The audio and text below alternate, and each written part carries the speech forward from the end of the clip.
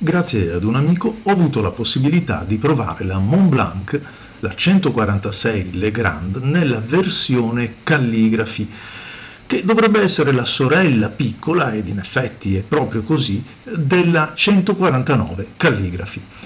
Anche la confezione, come potete vedere, tutto sommato è simile, l'astuccio sembra identico anche se un pochettino più sottile e un pochettino più schiacciato. Comunque, poche istruzioni giusto per capire come si impugna una penna stilografica e cosa si può fare.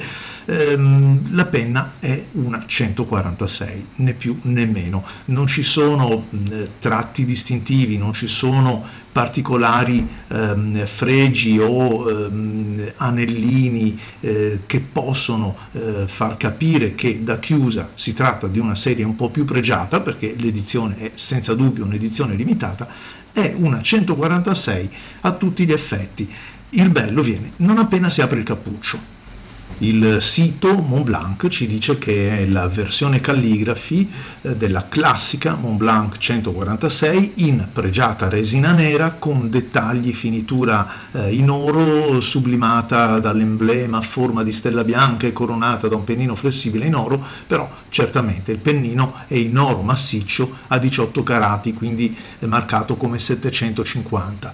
Il pennino, e questo è importante da sapere, è lavorato a mano e vabbè, è un'icona del design Montblanc. Sì, è lavorato a mano così come quello della 149 e si capisce che c'è il lavoro di un artigiano alle spalle. Il nuovo pennino flessibile, continuo dal sito, permette di variare lo spessore del tratto da 0,3 mm a 1,5 mm in funzione della pressione esercitata. Sì, può essere anche vero e in effetti a volte viene molto naturale aumentare il tratto con una pressione nemmeno troppo importante, ma lo vedremo nella prova dinamica. Quello che mi preme dire, a parte ovviamente il parallelo o il paragone con la 149, che comunque secondo me resta, ed è un mio parere personale, un po' più bello da una parte, parlo del pennino, lo trovo anche più adeguato alla stazza della penna. Questo mi sembra, avendo negli occhi quello della 149, un pochettino più piccolo, ma è pur vero che questa penna, per esempio, nelle mie mani casca meglio perché la trovo più dimensionata, la trovo anche più bilanciata, riesco ad impugnarla senza dubbio meglio. Non vi nascondo, preannunciando un pochettino il test che sto completando, che mette a confronto per l'appunto la 146 e la 149, non vi nascondo che mi piacerebbe, come al solito, incontentabile Marco Chiari, avere il pennino della 149 sul fusto della 146. È una penna fatta bene, realizzata molto bene, solida, sarà una resina, è fuori dubbio, però impugnandola si sente una sezione adeguata, il fusto è ben legato all'unità di scrittura, il bilanciamento è buono, al tatto è una bella penna, questo è fuori discussione. Due parole sulla prova di oggi, prima di addentrarci per l'appunto nello specifico. Ci sono penne che sono molto più facili da recensire, si prendono in mano e insomma l'apprendistato è molto veloce, e vuoi perché siano penne già note con un pennino diverso, oppure penne che insomma tutto sommato è semplice inquadrare, basta prenderle in mano, ci si scrive un po' e ci si fa un'idea da trasferire al pubblico. Come sempre delle impressioni personali, questo è fuori dubbio. È anche vero che ormai chi segue il canale conosce un pochettino il mio modo di valutare anche le mie fisime, le mie esigenze, quindi insomma si fa un po' una tara su questo e riesce ad ottenere un qualche suggerimento che possa andare ad arricchire il proprio panorama. La 146 invece è una di quelle penne più complesse, più articolate, più misteriose, cioè meno facili da inquadrare al primo colpo. E quindi, anche se ce l'ho con me ormai da un mesetto, grazie all'amico che me l'ha imprestata, è una penna che sento di non avere ancora inquadrato appieno, di averla conosciuta fino in fondo. Vuoi per quelle sensazioni che mi hanno richiamato alla memoria la mia prima presa di contatto con la Montblanc 149 Calligraphy, con la quale non è stato amore a prima vista. La penna è un po' grande per le mie mani, il pennino è un pennino un po' lungo per l'angolazione che adotta la mia mano, e quindi insomma ho faticato un po' a spremerla fino in fondo, a capire come andava utilizzata questa penna, ovvero ho faticato un po' ad addomesticarla, ma ho anche faticato un po' al contempo ad assoggettarmi alla personalità, chiamiamola così, della penna stilografica di questa bella Montblanc, con la quale invece adesso è tutto amore e sorrisi. Quindi tutto ciò per dirvi, aspettatevi una seconda versione, un secondo video di approfondimento non appena avrò imparato a valutarla a fondo, conoscerla molto meglio e soprattutto poi a metterla in confronto diretto con la 149. Come accade per molti pennini flessibili, o per meglio dire per quei pennini esigenti, hanno bisogno di rodaggio. Ancora una volta ho trovato una penna, così come la 149 e molte altre penne, di quelle insomma anche costose, dalle quali forse ci si aspetta di mettere dentro la cartuccia o caricare l'inchiostro e che scrivano divinamente fin dal primo momento. No, non è stato così. Anche per la 146 c'è bisogno di un po' di rodaggio. Tanto è vero che vi ho lasciato anche le immagini di una delle prime prove di questa penna che ho effettuato con il Waterman Black, che è assolutamente un inchiostro al di sopra di ogni sospetto, ma con la quale la penna non riusciva a scrivere bene, saltava, a volte il flusso non era costante e regolare. Poi l'ho caricata con il Caran d'Ache e le cose sono andate meglio.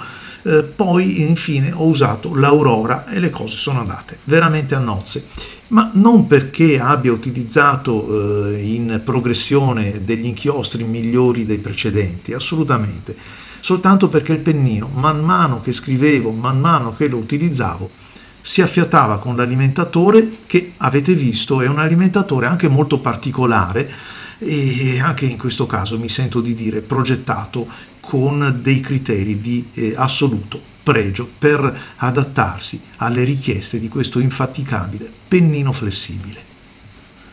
Un alimentatore, un pennino, ma insomma parliamo in generale della penna stilografica, cioè del suo principio di funzionamento, che si basa per l'appunto sul flusso dell'inchiostro che deve scendere, la colonnina d'aria che deve creare lo spazio nel serbatoio per farlo scendere, insomma parliamo di tutto questo funzionamento, va un pochettino rodato, deve entrare in affiatamento, tanto più su una penna come questa. Mi sono accorto che già nell'arco di un paio di settimane la penna era cambiata, anche il pennino stesso reagiva in maniera diversa alla pressione, diventando sempre più bello, ma senza andare a perdere la sua caratteristica iniziale, cioè il suo punto, o per meglio dire il suo tratto di partenza. Quindi la memoria del pennino, tanto su questa come per la 149, è garantita dal lavoro artigianale di chi l'ha messa a punto. È senza dubbio diversa dalla 149. Il pennino stesso è diverso, il tratto di partenza è diverso, il modo di affondare, cioè di rispondere alla pressione applicata è diverso, ma non per questo meno gustoso, anzi forse oserei dire che è anche più intuitiva sotto alcuni aspetti, e probabilmente se non avete ancora la giusta dimestichezza con i pennini flessibili riuscirete ad ottenere risultati certamente migliori e con meno sudore con la 146 che con la 149. Va un po' compresa, va provata su più carte, con più inchiostri, perché comunque essendo uno strumento sensibile necessita anche di un adeguato supporto da parte della finitura della carta, da parte dell'inchiostro, quindi della sua formulazione. Mi sono accorto che su alcune carte che sono un pochettino più porose scrive magnificamente, il pennino aggancia benissimo la carta, quindi si dilata in misura più omogenea rispetto alle carte lisce, dove non vi nascondo che ogni tanto su quelle patinate il pennino, ecco, perde qualche tratto, come avete visto in questo momento. È solo dovuto a che cosa? Al pennino che non riesce a trovare il giusto feeling con la carta, ma sono convinto che se le darò ancora un po' di tempo, intendo dire qualche settimana ancora tra le mie grinfie, sono cose che verranno superate, perché non solo troverò un inchiostro che troverò una carta che, ma soprattutto il pennino impara a lavorare, perché quando parliamo di pennini flessibili fatti artigianalmente significa che sono chiusi, sono serrati in maniera diversa da quelli industriali e posseggono un effetto memoria che è proprio quella dello scrittore, di chi la utilizza. Quello che sentiamo spesso dire o leggiamo di penne vintage che hanno preso la forma dell'inclinazione della scrittura, della velocità di chi l'ha utilizzata per tanto tempo. Con queste penne fatte bene c'è sempre, per fortuna, questo frangente, questa possibilità di adattare la penna. Non per niente il pennino in oro ha 18 carati, non ha 14, quindi sì, forse per una questione anche di pregio, ma essendo più duttile, senza dubbio aiuta questa caratteristica, quindi a conformarsi con la mano di chi la utilizza per un po' di tempo. Gli appassionati dei dettagli scopriranno che i due pennini hanno misure così diverse che quello della 146, come state vedendo, ha la scritta 4810 sotto i fregi della grafia, gli 8 che facciamo convenzionalmente, mentre il pennino della 149 ha lo spazio per poter estendere l'altezza del Monte Bianco fino sopra questi grafemi che utilizziamo per provare la flessibilità. Se ne trovano ancora nei negozi, insomma non è la caccia al NOS che è partita per la 149, che ormai non si trova più e quindi si trova soltanto da chi le ha comprate quando è uscita. Queste si trovano ancora e secondo me è una bella penna che metterei in confronto ad altre penne dotate di pennini flessibili. Non voglio fare nomi, mi viene in mente Leonardo Officina Italiana con i modelli, quelli più rappresentativi, quindi con pennini in oro. Insomma è da valutare. Se qualcuno ama un pochettino più l'indirizzo calligrafico, forse potrebbe pensare a Montblanc, qualcun altro che invece apprezza di più la finitura, il pregio, le caratteristiche estetiche di una penna che non sia nera, una monachella, come dice un altro mio caro amico quando vede tutte le mie penne abbastanza simili l'una all'altra che sono nere.